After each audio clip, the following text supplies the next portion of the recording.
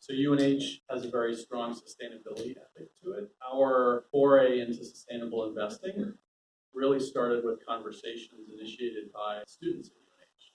We had a couple different groups. So Divest UNH had one perspective, very focused on fossil fuel divestment. Net Impact was really much more interested in more of an ESG holistic approach to having sustainable investing, not necessarily exclusionary investing. So they did some research. Some of them wrote a paper and presented it to our foundation board. So our foundation board was involved in the learning part of this process, as was everybody else at that time, which started back in 2012 and continued for a couple of years. That was really the learning part and trying to get to a point where we could build consensus. And so that took a long time. And it was very iterative, back and forth, a lot of discussion, the Foundation Investment Committee.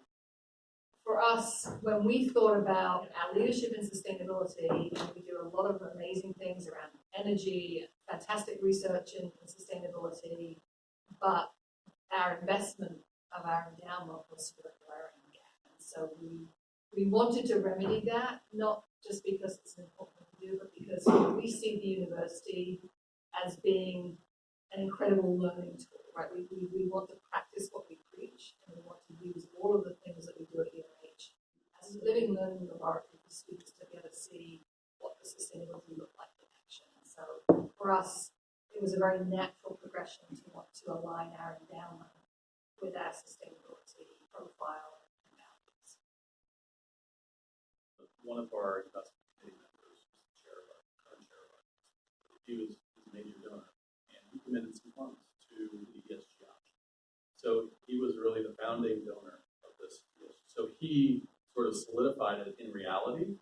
Before that, it was theoretical. And then sometime later, there was another donor who had actually made a large donation to our Sustainability Institute, and he directed us to put his money into this new ESG. So with that, we were actually able to turn that into a real portfolio. So that was another key element. To be involved all the way along the way, but to have a framework from the investment side that we could apply on this front, where we were really kind of building that information, trying to help articulate and guide and look for opportunities that were actually investable. And that was another key component here. You can have a million wonderful ideas about how you want to have impact, but at the end of the day, we need to be able to allocate dollars to those ideas. And so that was really, for me, a critical component. Overall, I think a key takeaway from that meeting, from a student perspective, again, I talked about how when I joined this committee, I didn't know what the tone from the top, so to speak, was.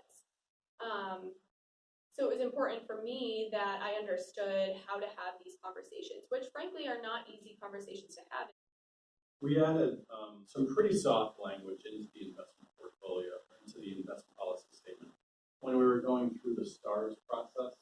So we added some language that the committee will include ESG factors in its consideration and monitoring of its investments. All the investments, not just the ESG. That's the responsibility of the fiduciaries of the portfolio, is to make sure that we get the best possible return we can with an appropriate level of risk, and that we're not sacrificing any of that. And our investment committee is willing to take some time and let the ESG pool work through a year, 2, 3, 4 years, really see what the experience is. And they're confident that it's not going to be dramatically different from our main pool. It has two primary purposes. The committee's purposes are to educate and to advise. So advise the investment and finance committee, but also educate, broadly defined, anybody. So educate the investment finance committee because they recognize that they need to learn more about sustainable investing. Educate our own UNH.